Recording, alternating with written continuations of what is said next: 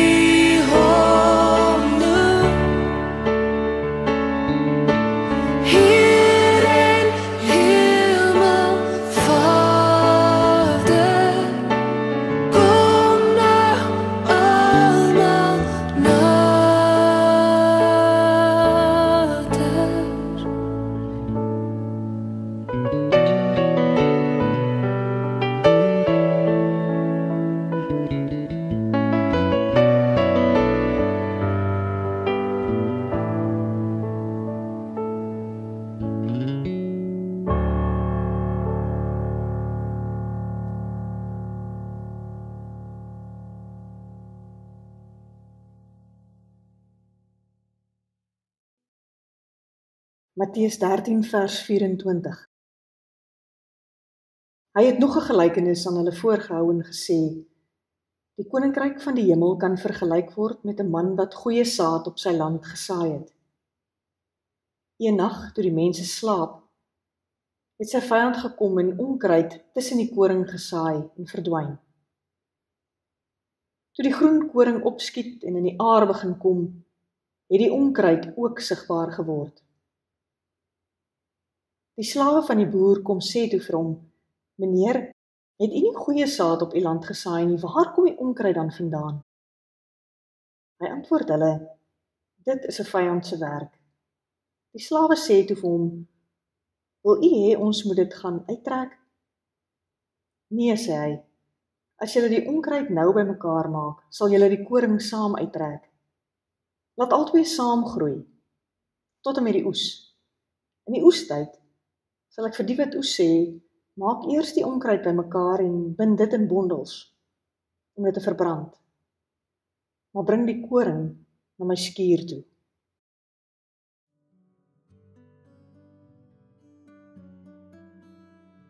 Dink vir 'n oomblik, wat hoor jy in die gelykenis wat Jesus hier vertel?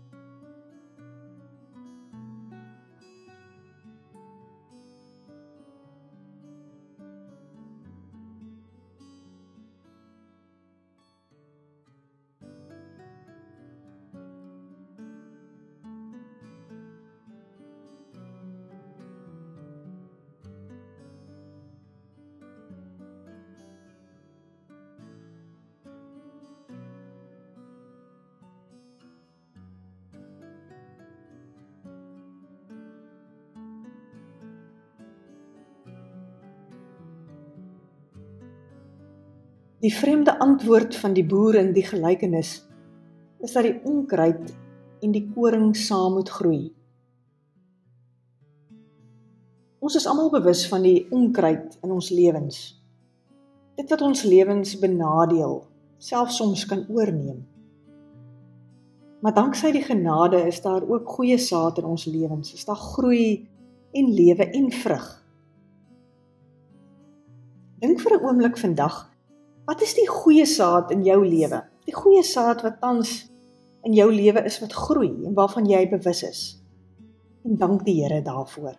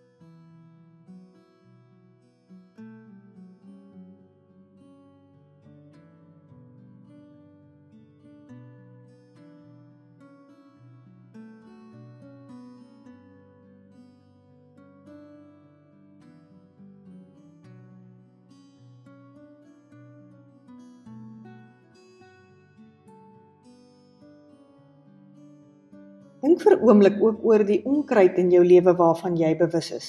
Wat is die goed wat op hierdie stadium die lewe vir jou moeilik maak? Buite om jouself, maar ook binne in jouself. Wat die vermoë het om jou te vernietig of groei en vrug dra in jou lewe te belemmer. Bring dit vandag in die Here se teenwoordigheid.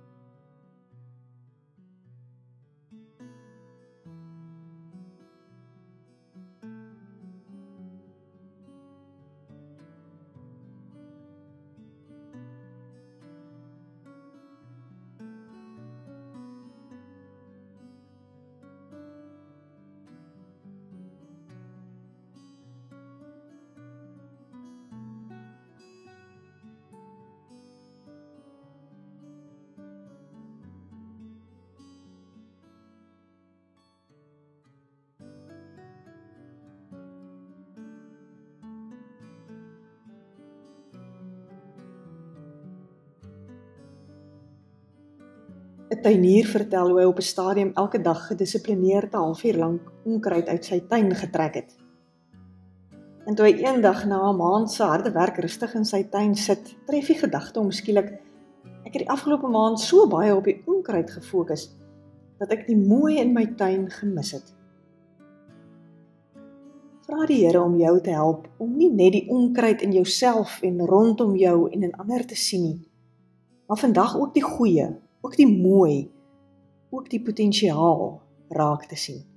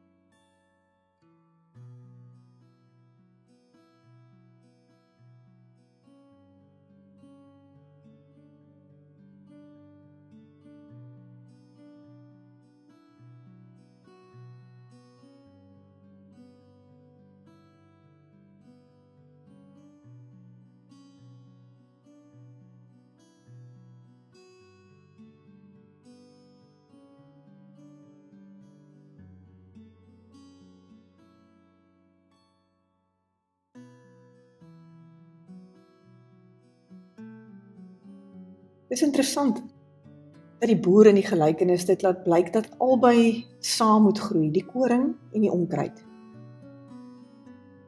Dit het my daaroor laat dink dat dit dikwels so is in ons eie lewens, dat ons eie swakhede en ons gebrokenheid, die onkruid in ons lewens, ons bewus maak van ons afhanklikheid, juis van die Here. Dis dikwels die onkruid, die moeilike goed in ons lewens, wat ons laat groei.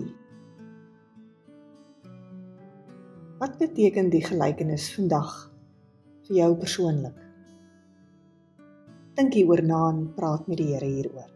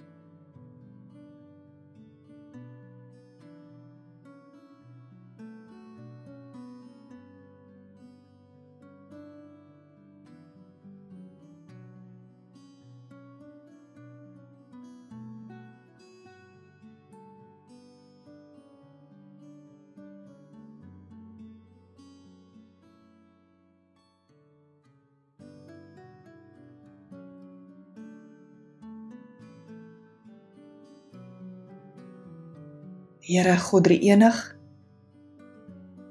maak my oop sodat ek U waarheid kan sien. Maak my ore oop sodat ek U roepstem duidelik kan hoor. Maak my mond oop om die tyding van U genade te verkondig. Maak my gedagtes oop om oor U wonderdade na te dink. Maak my hart oop om U liefde aan die wêreld uit te deel. Here, maak van my nie net 'n sinsoeker nie, maar 'n singewer in 'n tyd soos hierdie. Amen.